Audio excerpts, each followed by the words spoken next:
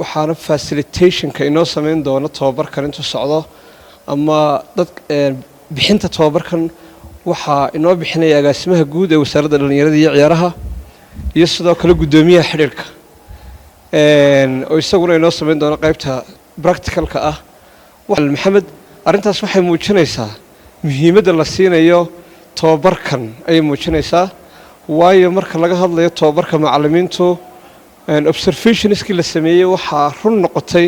baahida ugu weyn ee la qabaa waa laba arrimood baa maanta sportskeena dhibaato weyn ku haya fulinta ciyaaraha markay noqoto waa tababarka macallimiinta ama macallimiinta oo aan gaarsiisnayn level technical levelkooda runtii aada u hooseeya iyo garsoorka marka in muddaha imika waxaanu wadnay oo aanu ka soo qabanay boorama oo aanu laascaanood ka qabanay oo aanu argaabo ka qabanay oo aanu insha Allah berbera ka qaban doonaa iyo tagdheerba tababarka kor lagu qaadayo xirfadda macallimiinta iyadoo la siin doono level 1 coaching training waxaan insha Allah rajaynaynaa in arintaas ay wax ka tari doonto gegida garoonka runtii farsamo ahaan iyo runtii itigs ahaan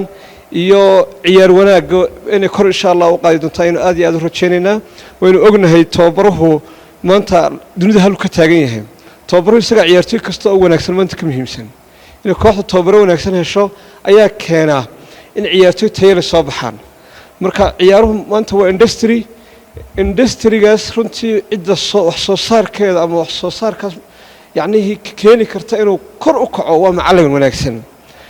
wanaagsan baa qof akhlaaq la soo saaraya macallin wanaagsan baa ciyaartoy xirfad la soo saaraya macallin wanaagsan ayaa soo saaraya laacib attitude-kiisa ama siduu u fikiraya runtii aad iyo aad u sarreyso macallin fiican baa soo